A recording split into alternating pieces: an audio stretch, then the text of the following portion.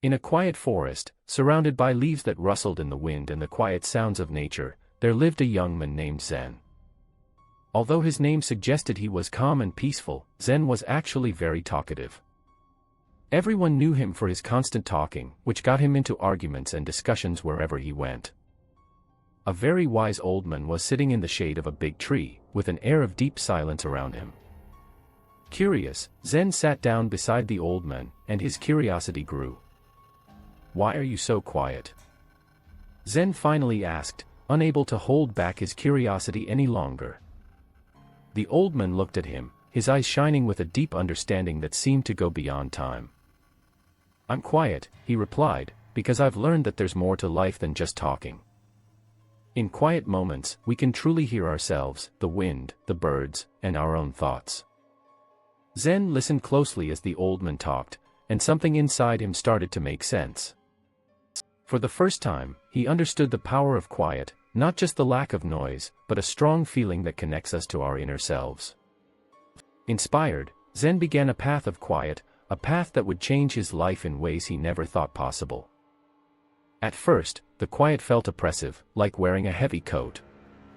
But as he accepted it, he found its true meaning, the freedom it brought, and the clear thinking it gave him.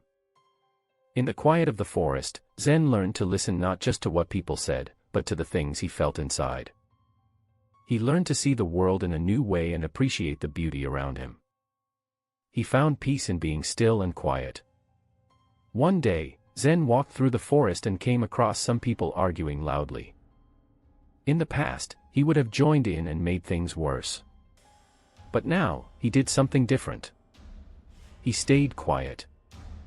As he sat with the arguing voices, Zen closed his eyes and listened carefully.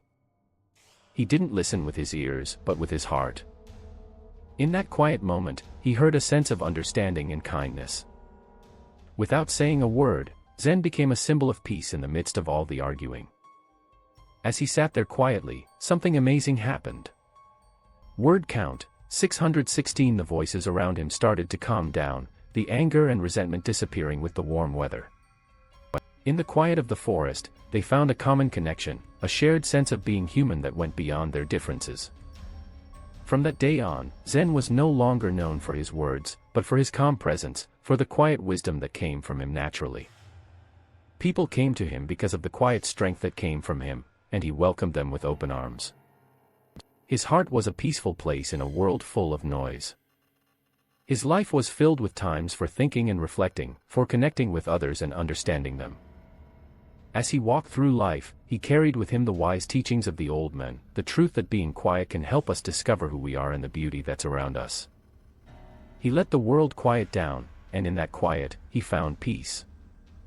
This is what Zen found in the forest, and he shared it with the people who came to him.